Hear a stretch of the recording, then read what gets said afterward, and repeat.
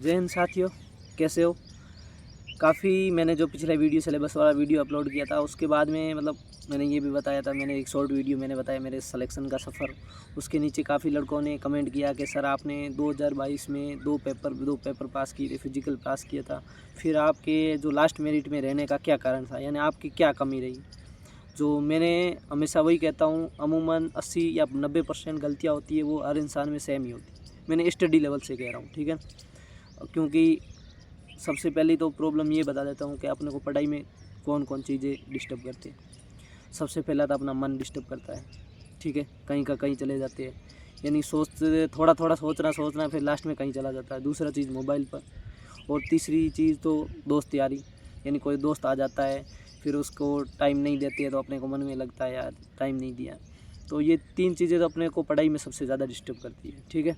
और भी हो सकती है, मैं 80% कहता हूँ ये सबकी सेम समस्या होती है, ठीक है? अब मैं बता देता हूँ मैंने 2022 में मेरी कहाँ गलतियाँ रही थी, जो आप नहीं करो तो बेस्ट रहेगा।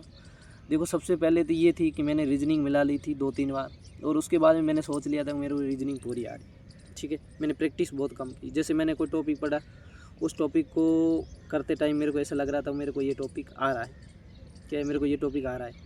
लेकिन रियल में जब क्वेश्चन आता है ना, जैसे हम पढ़ते हैं तो उस टाइम अपने को लगता है कि अपने को ये क्वेश्चन सारे आ रहे हैं, लेकिन हकीकत में ये वो क्वेश्चन अपने को जब पेपर में आता है तो अपने को वो क्वेश्चन आता ही नहीं है। तो सबसे बड़ी गलती मेरी ये रही थी कि मैंने रीजनिंग को प्रैक्टिस करने की कमी रखी। दूसरी चीज़, मैंने टेस्ट ज़्यादा नहीं दिए। तीसरी चीज़, मैंने करंट को शुरुआत में पढ़ना शुरू नहीं किया था।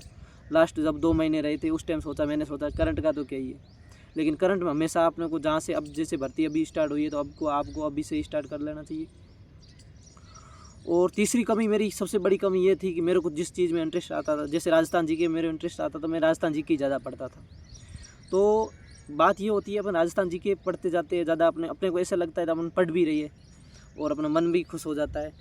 और साइंस को जैसे इंटरेस्ट कम था तो मैं साइंस को कम पढ़ता था, और साइंस के भी क्वेश्चन आ गए थे। और इंडिया जीके ये सोच रहा था कि इंडिया जीके का तो कुछ नहीं है, 7-8 क्वेश्चन आएंगे, और 7-8 क्वेश्चन बहुत बड़ा रोल रखते हैं, ऐसे नहीं है। तो कहने का मतलब ये होता है कि मन के अनुसार नहीं चलना चाहिए, अपने को सिलेक्शन के अनुसार चलना चाहिए कि अपने को सिलेक्शन कौन दिलाएगा, हर सब्जेक्ट को जिस जिस हिसाब से महत्व है। और कंप्यूटर का भी मैंने जैसे दक्ष को 4-5 बार पढ़ लिया, फिर प्रैक्टिस नहीं की थी, यानी MCQ क्वेश्चन नहीं देखे, नए क्वेश्चन नहीं पढ़े, तो ये मेरी कमी रह गई थी। तो इस कमी को आप बिल्कुल ना रखें। सबसे पहले तो आप हर चीज़ को बराबर पढ़ें, प्रैक्टिस करें, रीजनिंग और कंप्यूटर की दोनों की, कितनी बार भी पढ़ लिया उसके बाद में भी आप प्रैक्टिस करें, ठीक है?